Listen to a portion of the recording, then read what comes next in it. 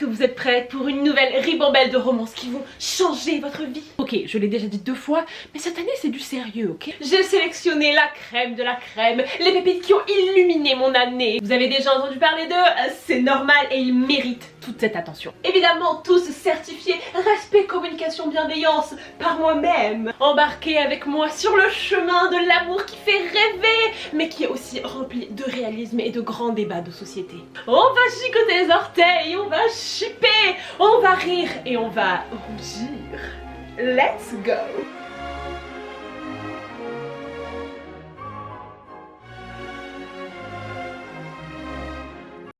Act Your Age, Eve Brown de Talia Hibbert, le dernier tome de la saga des Brown Sisters qui a fait l'effet du bouquet final pour moi. Eve, la plus jeune d'une fratrie de 3 sœurs, se fait jeter du canapé de ses parents car Askip, c'est une solution pour la motiver à trouver un boulot. Ultra violent si vous voulez mon avis. Elle finit par passer un entretien d'embauche pour être serveuse dans un bed and breakfast, mais après quelques questions catastrophiques, elle repart en hurlant de l'endroit tout simplement parce que le manager a été odieux avec elle. Le problème, c'est que ce bed and breakfast est sur le point de mettre la clé sous la porte. Le manager n'a donc aucune autre solution que de la rattraper en courant pour l'embaucher. Sauf que pas de bol, Eve le tamponne en voiture parce qu'elle ne l'a tout simplement pas vu dans son rétroviseur arrière droit. Je vous jure, c'est super drôle, c'est vraiment super drôle. Rongée par la culpabilité, Eve se voit donc obligée d'accepter le poste et devient serveuse dans ce bed and breakfast. Et là, c'est une relation assez ambiguë qui va s'installer entre elle et Adam, le responsable du bed and breakfast. Il s'appelle Adam au moins. Oui, c'est ça, mais tout le monde s'appelle Adam ici. Tous les deux vont petit à petit laisser tomber leurs barrières et devenir inséparables, si ce n'est même plus. Attention, préparez-vous, parce que dans ce livre, c'est fou rire assuré. C'est aussi scène caliente, très. Bref, Talia, elle sait ce qu'elle fait, ok? Elle sait de quoi on a besoin et elle nous sert. Mais ce livre est avant tout un livre qui parle de société, qui parle de maladie mentale, qui parle de problèmes de famille. Bref, il est parfait. Qu'est-ce que vous attendez, jetez-vous dessus. Moi personnellement, je demande que Adam il me roule dessus, donc rejoignez le club. Ensuite, Regretting You de Colleen Hoover. Nous allons suivre Morgan et sa fille Clara qui sont atteints d'une tragédie en ce début de livre. Le mari de Morgan et donc le père de Clara est décédé dans un accident de voiture. Alors oui, ce livre ce n'est pas un feel good, je tiens à vous prévenir tout de suite, mais c'est pas grave, on alterne un petit peu les moods. Les deux femmes vont alors tenter de se reconstruire tout en maintenant leur lien mère-fille en vie, ce qui s'avère très difficile. Alors que tout est en train de dégringoler, Morgan va alors découvrir quelque chose d'absolument horrifiant par rapport à son mari décédé et à partir de là, l'histoire se transforme en une enquête parsemée de romances, que ce soit pour Clara mais aussi pour Morgan. Cette histoire, les amis, est racontée avec 2 points de vue. Ce que j'ai adoré dans ce livre, c'était de voir premièrement la relation mère-fille et à quel point la communication peut être compliquée parfois, surtout lors d'un tel drame. J'ai énormément apprécié d'avoir les 2 petites romances avec Clara qui est une romance d'adolescente toute mignonne et celle de Morgan qui est une romance interdite avec peut-être un ancien ami de son mari. Enfin bref, ce livre est trop bien. Il y a du suspense, il y a de la romance, il y a des bons personnages, et il y a de la psychologie très intéressante. Écoutez, moi je vous recommande à 3000%. Ensuite, Boyfriend Material de Alexis Hall. Une romance MM qui va vous décoiffer. Luke est le fils du très célèbre musicien Nanani Nanana. Je n'ai plus son prénom. Mais il n'a plus aucun contact avec son père car il a abandonné sa mère et lui lorsqu'il était petit. Le problème c'est que son père est en train de faire son comeback et du coup tout le monde commence à parler à Luke en lui demandant « Eh alors ton père ? Eh alors ton père ? Eh alors ?» Sauf que Luke ne veut rien avoir à faire avec son père et surtout lui, comment dire, c'est un fêtard qui se met un petit peu toujours dans des situations qui font parler la presse. Il n'a pas exactement l'image de la parfaite célébrité. Afin de changer ça, il voudrait avoir un faux petit ami. C'est très pratique puisque Oliver, avocat, doit aller au mariage de sa tante ou de sa sœur ou de sa meilleure amie ou de sa cousine. Et il a besoin d'un faux date parce que sa famille est putain de dégueulasse. Les deux vont donc se rencontrer et là, je tiens à décerner la médaille des dialogues les plus réalistes mais en même temps les plus intéressants et les plus drôles et les plus touchants. Le fake dating démarre. Ce fake dating là était rafraîchissant puisque ce n'était pas du tout la même dynamique que d'habitude avec ces moments moments très gênants d'hésitation. En fait, les deux, ils s'y sont totalement plu dans leur fake dating et c'était très agréable à lire. Évidemment, les problèmes vont arriver comme dans tout fake dating. Préparez-vous à être frustré, préparez-vous à hurler et à balancer votre livre. Le plus dans cette histoire, c'est que les personnages étaient très vrais et uniques. J'ai adoré leur dynamique à tous les deux, j'ai adoré leur caractère et j'ai adoré la manière dont ils se sont tous les deux aidés pour monter vers le haut.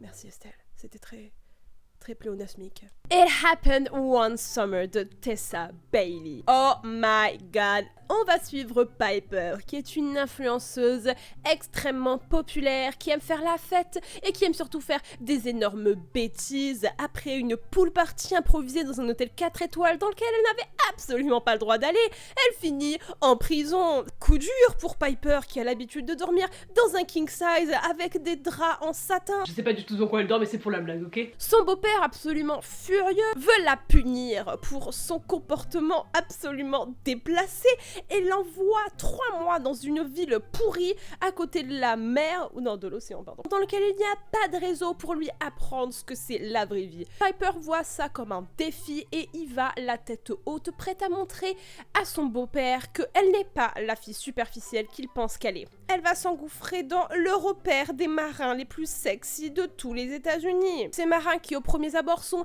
hyper froids, hyper méchants, surtout le petit Brendan là, qui ne va pas hésiter à se moquer d'elle à cause de ses talons. Frère, quel est ton problème? Leur relation va s'enflammer. Préparez-vous aux scènes intimes les plus originales et les plus dingues que vous n'ayez jamais lues de votre vie. Tessa, clairement, elle a dit « Bitch, I'm not boring, ok ?» Ensuite, The Love Hypothesis de Ali Hazelwood. On suit l'histoire de Olive qui est passionnée par ses études en master de biologie et elle tente par tous les moyens de trouver un médicament contre le cancer qui a emporté sa maman quelques années plus tôt. Olive, c'est une fille très sérieuse, n'a pas forcément beaucoup de temps pour les amis, pour sortir et encore moins pour les garçons. Alors imaginez la surprise de ses potes quand dans un couloir, elle se met à choper son prof Adam Carlsen. Personne ne comprend ce qui se passe, nous les premiers, c'est la première scène du livre, tout le monde est paumé. Elle fait croire justement à sa meilleure amie qu'elle date un nouveau gars afin que sa meilleure amie puisse aller dater son ex. Et la seule façon qu'elle a trouvé de lui prouver qu'elle était totalement passée à autre chose, c'est de choper son prof contre le mur. Olive n'a donc pas le choix, elle doit dire à Adam, excuse-moi, est-ce qu'on peut fake dater? Et Adam lui dit pas de souci parce qu'il se trouve que moi aussi j'en ai besoin. Nous allons ensuite entrer dans le spectacle de toutes les scènes les plus mémorables du fake dating réalisé avec brio. La frustration, l'attente, l'impatience, le suspense étaient à son comble les amis. La petite Olive en plus, elle était très consciente de la situation. Elle, la première, disait qu'elle était ridicule de s'être empêtrée dans un fake dating. Moi, j'ai trouvé ça très drôle. Le petit Adam, écoutez, moi aussi à tout moment je le plaque contre le mur. Et ce livre aborde aussi le sexisme et le harcèlement sexuel dans le domaine scientifique et je trouve que c'est très important de libérer la parole face à ça. Ce livre possède aussi des scènes intimes assez incroyables et encore une fois, si quelqu'un m'appelle pour dire qu'elles sont cringy, je suis prête à me battre, ok? Ensuite, She Drives Me Crazy de Kelly Quinlan. Suivons l'histoire de Scotty, qui sort d'une relation toxique avec une fille qui l'a totalement retourné le cerveau et elle cherche par tous les moyens de la reconquérir. Irene est la chef du groupe Pom Pom de leur université et les deux se détestent à cause d'une histoire de fourrière. Alors je vais pas expliquer ça parce que je suis même pas sûre de moi-même avoir compris. Un jour, Irene, dans sa précipitation, va reculer sur la voiture de Scotty. Scotty se sent assez mal puisque Irene a l'air effondrée d'avoir abîmé sa voiture. Ainsi, elle lui propose de l'aider à faire les réparations. Mais en échange, Irene fera semblant d'être sa fausse petite amie afin de rendre jalouse l'ex de Scotty. Irene va accepter. Et à partir de là, c'est encore du fake dating. Mais oh putain, c'est pas possible. Ce que j'ai apprécié dans ce livre, c'est que effectivement, les deux au départ se détestaient et ce n'était pas une fausse haine. Vraiment, on a littéralement passé le premier tiers du livre avec des pics échangés à toutes les phrases, des regards remplis de haine. Scotty va effectivement réussir à rendre jalouse son ex, puisque Irene va plutôt bien se prêter au jeu. Mais après va s'en suivre des tas de conversations sur notamment les dégâts qui peuvent être causés par une relation toxique, et nos deux pépettes vont très bien s'en sortir afin d'entamer leur relation de la manière la plus saine possible. Et enfin, Howard de la scène la plus cute de déclaration d'amour. Alors oui, je sais que ce n'est pas la passion de tout le monde, les scènes de grandes déclarations avec des paillettes, une chorégraphie et des gens qui chantent dans tous les sens, mais moi j'adore, et clairement dans ce livre vous trouverez ça. C'est le feel good pour moi par excellence, une lecture doudou, chouchou, poupou, hibou, tout ce qui rime en ou. Continuons avec The Soulmate Equation. Francesca est une mère de 26 ans qui galère dans sa vie. Entre son boulot et sa fille, c'est difficile d'avoir le temps pour faire des dates, mais sa meilleure amie lui assure le coup en lui proposant de tester une nouvelle application de rencontre qui se base sur les gènes. Alors, je vous rassure tout de suite, c'est pas un truc hyper chelou, vous inquiétez pas. Un soir où le désespoir est à son maximum, Francesca va donc faire ce fameux test et tomber avec un match titanium. Ça match à 98%. C'est le taux le plus haut jamais observé sur l'application. Mais la question c'est, mais avec qui? Avec Dr. River Peña. Ce mec est un des fondeurs de l'application, mais surtout, c'est le mec qui se pointe tous les matins dans son magasin de café, qui ne sourit jamais, qui ne dit jamais bonjour, qui ne dit jamais merci, qui dit jamais rien, qui se prend pour je sais pas qui, donc Jessica le déteste. Vous imaginez sa surprise quand elle tombe face à lui et qu'on lui annonce 98%. Bon, Peña à la base, lui non plus, il est pas très emballé, mais il a confiance en son application. Donc si jamais elle dit qu'ils ont 98%, c'est qu'ils ont 98%, ok? Vous pouvez peut-être vous imaginer que Francesca va se sentir coincée et forcée à faire des tas de choses. Absolument pas. Les deux vont vraiment se comporter en adultes, matures et responsables, et vont y aller doucement, pas à pas. Ils vont apprendre à se connaître, et ça va être vraiment naturel, la manière dont ils vont créer leur lien. Ce livre a pansé mes plaies de toutes ces années, causées par les romances absolument odieuses qui te font des scènes d'interruption sans qu'elles ne repartent après. Dans ce livre, ça n'existe pas. Les embrouilles à deux balles, ça n'existe pas. Les problèmes de communication, ça n'existe pas. Si jamais dans votre vie vous êtes stressé, lisez ce livre, parce que le stress, ça n'existe pas. La petite morale de la fin était très sympa, sauf que vous êtes bien gentil, Christina Lorraine, mais moi je voulais savoir ce qu'il y avait écrit dans la lettre, ok? Cette romance était vraiment toute douce, sans prise de tête, et moi elle m'a fait du bien. The Heart Principle de Helen Hong. Une autre saga de tomes compagnons de romance s'est achevée cette année, et mon cœur est brisé.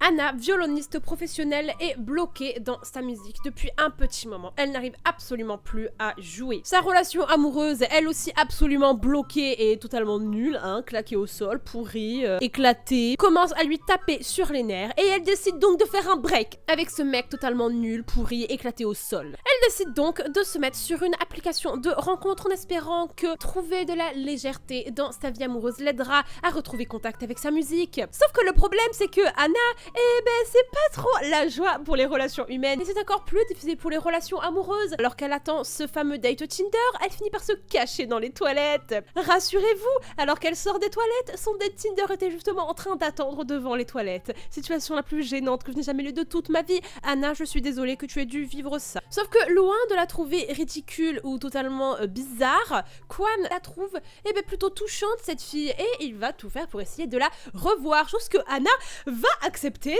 tout en étant toujours aussi stressée et gênante et hyper mal à l'aise. Quan va donc tout faire pour qu'elle se sente en confiance avec lui, et petit à petit Anna va donc se laisser être vulnérable et s'ouvrir par rapport à son passé et à toutes les choses qui hantent sa tête. Plusieurs obstacles vont essayer de venir briser la belle connexion et complicité qu'ils ont construite, mais ils ne vont pas laisser ça arriver puisqu'ils s'aiment beaucoup trop. L'amour gagne contre tout, d'accord? Ce que j'ai énormément aimé dans ce livre, c'est premièrement la représentation de l'autisme que j'ai trouvé était super bien faite, et on a surtout insisté sur un point, le principe de toujours dire oui à tout le monde et en quoi ça peut être très mauvais et malsain, surtout dans un contexte amoureux. Avec Quan, Anna va réapprendre à verbaliser ses véritables envies.